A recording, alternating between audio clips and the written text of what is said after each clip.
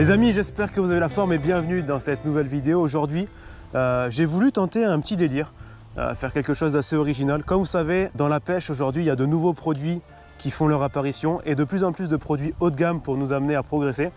Et aujourd'hui, j'ai voulu faire un petit kiff. Je vais comparer deux produits, donc je vais utiliser deux produits totalement différents, je dirais même opposés, avec d'un côté une canne à pêche à 9 € que j'ai acheté à Carrefour, je crois, quelque chose comme ça. Et de l'autre côté, dans ma main gauche, on a un ensemble très haut de gamme avec un moulinet qui vaut dans les 400 € et une canne à peu près dans les 600 €. Ça fait partie des meilleurs produits qu'on peut avoir sur le marché. Donc c'est Evergreen la canne et moulinet ZPI. C'est tous les deux des produits japonais excellents.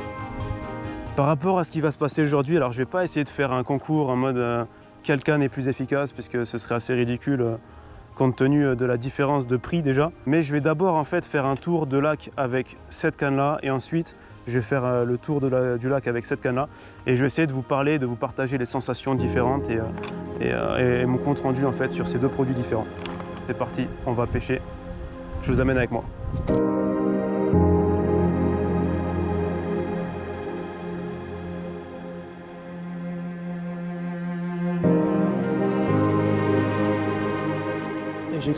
J'écrase le petit hardillon du hameçon. Et là, on peut partir à la pêche avec ma nouvelle canne préférée. Alors sur les anneaux, par contre, il n'y a pas de caoutchouc. C'est vraiment version standard, quoi. C'est même du plastique en plus, c'est même pas du métal, les anneaux. Donc on va faire avec. Hein. Le fil va un peu frotter, mais bon. Là, je suis en train de repérer, voir s'il n'y a pas un black bass ou une perche ou un cendre. Je sais pas s'il y en a dans cet étang, mais qui sait. Tout poisson qui est susceptible de prendre au vers de terre. Donc on repère. Et première étape, on repère. Deuxième étape, on essaye de lancer. Je pense que la deuxième étape va être vachement difficile vu la qualité du truc. Et troisième étape, on essaye de prendre le poisson.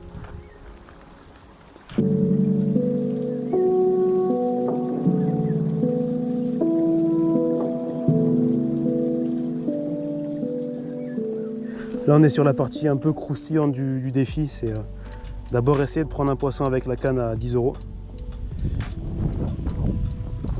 Alors je vais essayer de le pêcher lui, j'en vois un. Je vois un poisson là-bas.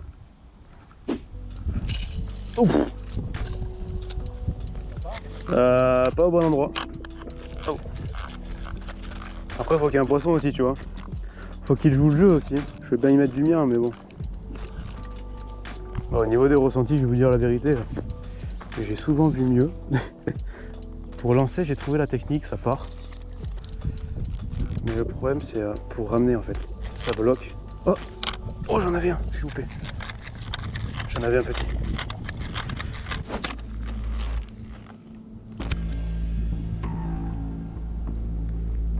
Oh, j'ai cassé, j'en avais un.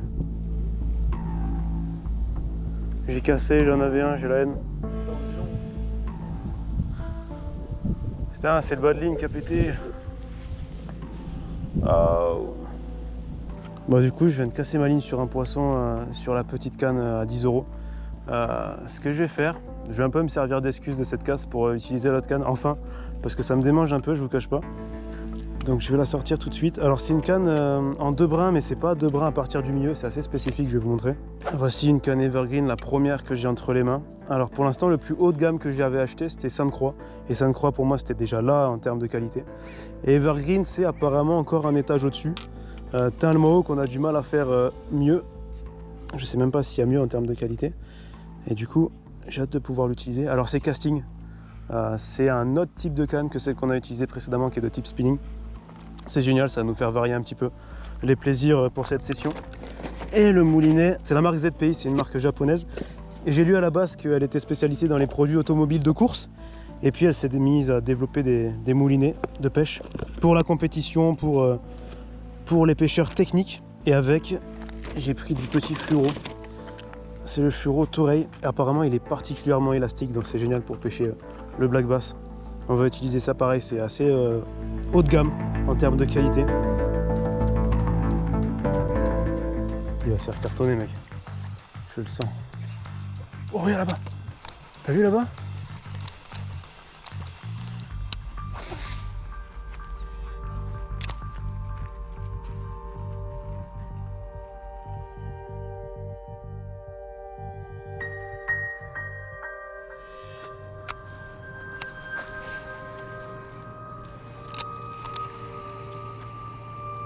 Ouais, derrière.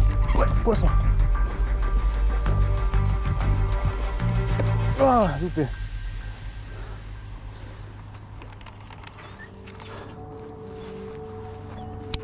Il était juste derrière. Au dérabole. On allait sur un lac juste à côté pour tester la nouvelle canne. Ah, il a perdu les 2 yeux, putain. J'ai pas réussi à le remonter.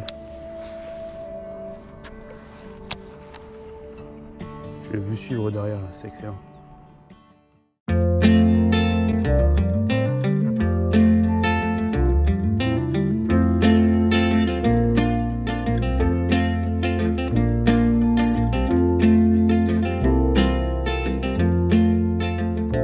Et là, on va pêcher le bass.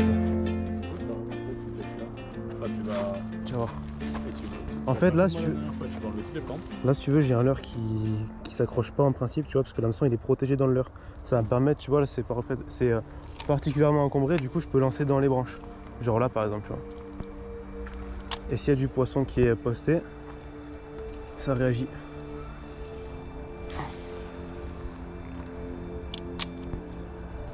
Sur le moulinet, j'ai mis du fluorocarbone. C'est une ligne sympa, discrète, mais ça se lance moins bien que la tresse.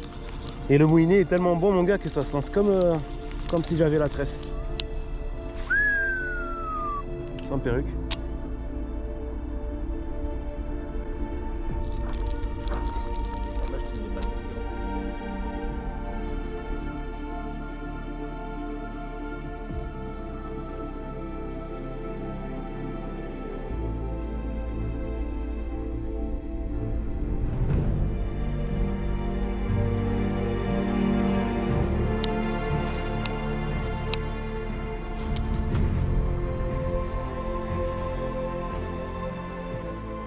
Trop peu de touches les amis malheureusement sur le premier lac. Alors ce qu'on va faire c'est qu'on va aller sur un deuxième lac, un petit étang que j'affectionne aussi et que vous connaissez normalement si vous suivez les vidéos.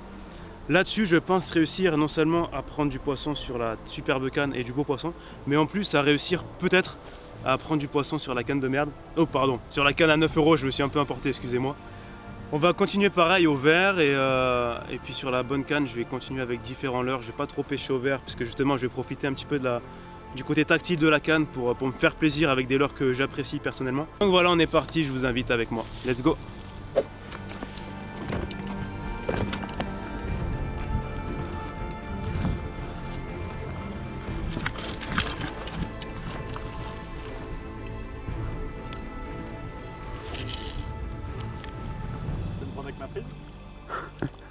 Mais j'arrive pas à croire que tu as réussi à en prendre avec ça. En fait, c'est moi qui suis mauvais, c'est tout. C'est moi qui suis complètement nul. Nelson a réussi à en prendre un avec la canne de merde. Au vert.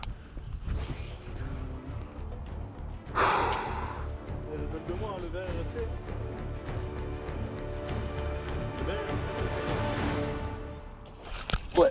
Attends, j'en ai un.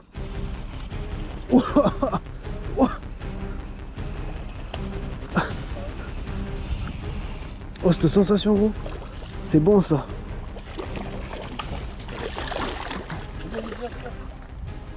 Oh, il est beau, lui. Ouais, il est un peu plus beau. Yes. Au whooper. Voilà, beau petit bass qui a pris sur le whooper, alors que j'essaie d'utiliser la nouvelle canne.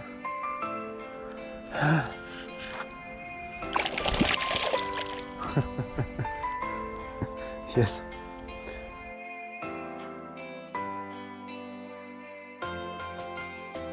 Là, l'eau c'est vachement chargée. Elle est assez trouble. Alors je commence avec un spinner OSP et le petit d'Olive Shad, pareil de chez OSP. Ça va permettre de faire pas mal de vibrations dans cette eau un peu dégueulasse et faire en sorte que le leurre ressorte bien, qu'il se fasse repérer de loin. Je commence comme ça pour essayer de trouver des poissons actifs. Et après on passera sur des pêches plus lentes. Si les poissons sont un peu difficiles, on verra bien.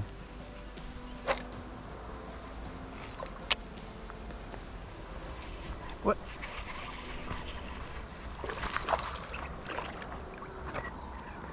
Yes. Un petit bass. Yes. Ça fait plaisir.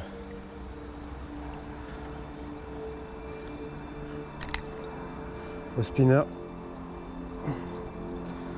C'est sympa.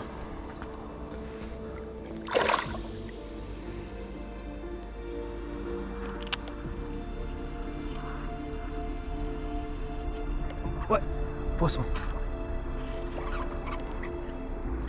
Ah, il est plus beau. Oh, les sensations de fou. Ah, je vais vous dire la vérité, j'en profite. J'ai déjà pêché souvent en Sainte-Croix. Pendant un an, j'ai pêché avec du Sainte-Croix. Je pensais que c'était vraiment le top qu'on pouvait faire. Et en fait, non. Il y a mieux. Putain, ça fait du bien, ça. Il est pas si gros que ça, mais sympa.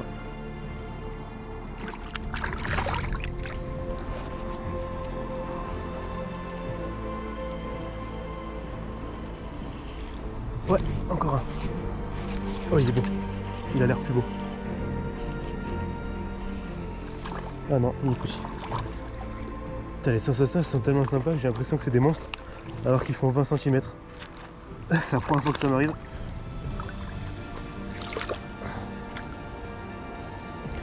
Et honnêtement, j'ai hâte de prendre un 50 plus sur cette canne. Ça doit être quelque chose. J'ai vraiment hâte. De bonnes sensations avec la canne. Ce qui est génial avec cette canne haut de gamme, c'est que j'arrive à sentir en fait les vibrations du leurre carrément. Les palettes du spinner se ressentent dans la canne. Et c'est un confort incroyable et c'est d'autant plus sympa quand on arrive à sentir la touche, puisqu'en fait quand le poisson mord, les palettes s'arrêtent de tourner. Et on le sent directement, en fait, on n'a plus qu'à ferrer, c'est génial. Le spinnerbait, c'est vraiment un leurre que j'adore de manière générale parce qu'il permet vraiment de prendre tout type de poisson. Donc déjà à partir de là, c'est un grand avantage, on prend perche, cendre, j'ai pris aussi du brochet, silure, etc. Et en plus de ça, il y a l'armature en V qui lui permet de ne pas s'accrocher, ou vraiment très peu. Et ça reste pour moi un des meilleurs leurres. Peut-être que si je devais avoir un leurre pour une session, ce serait celui-là. Parce qu'il est vraiment passe-partout et en plus de ça, il est redoutable.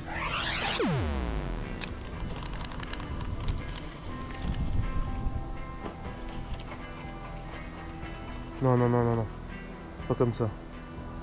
Ça c'est pas cool. Non. Ah, ça c'est vraiment pas cool. Là c'est un spot vraiment sympa parce que je pense que c'est l'endroit le plus profond du lac de une. Et ensuite là, le hasard fait qu'on est sur la berge exposée au vent. Donc toute la bouffe du lac est ramenée ici. Ça veut dire qu'il y a pas mal de fourrage, j'imagine. Là à peine j'arrive, j'ai une touche de base, donc déjà ça prouve que c'est quand même assez actif. Mais il y a pas mal d'activités en principe qui se rassemblent à cet endroit là. Donc c'est pour ça que là je reste au spinner, même si c'est pas encombré, pour pêcher en plein eau cette fois-ci, parce que le rôle du spinner est aussi de pêcher en plein eau. Il a pas mal de fonctions. Et du coup j'ai juste à lancer et à ramener entre deux eaux. Si ça mord pas entre deux eaux, j'attends un peu ensuite sur les lancers suivants pour que le leurre pêche plus profond. Mais il faut éviter de faire le contraire, de commencer par le bas et ensuite de pêcher en haut sur le même spot. Si on commence en bas et qu'ensuite on remonte dans la couche d'eau, les poissons auront déjà vu la ligne. À moins qu'on ait une ligne assez fine, mais la plupart du temps, surtout si on pêche en tresse, ils auront déjà vu la ligne. Donc il faut d'abord commencer sur les couches supérieures de l'eau et ensuite descendre dans la couche d'eau. C'est ce que je fais ici. Franchement, ça a bien mordu en vrai. Touche. Qu'est-ce que ça fait?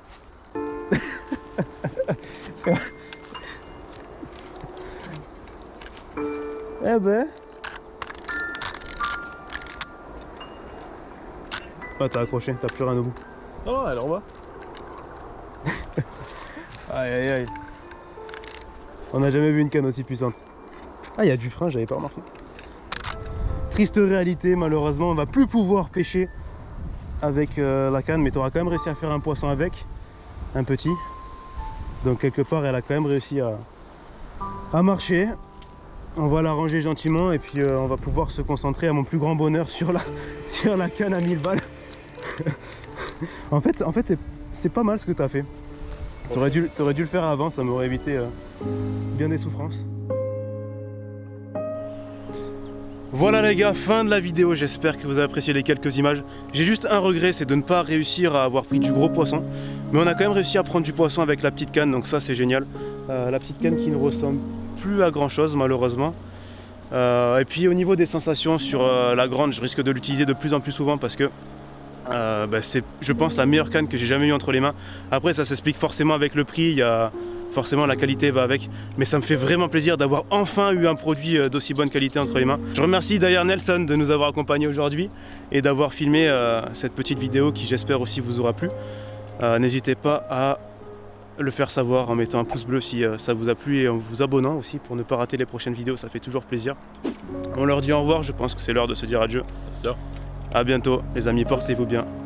Bye bye.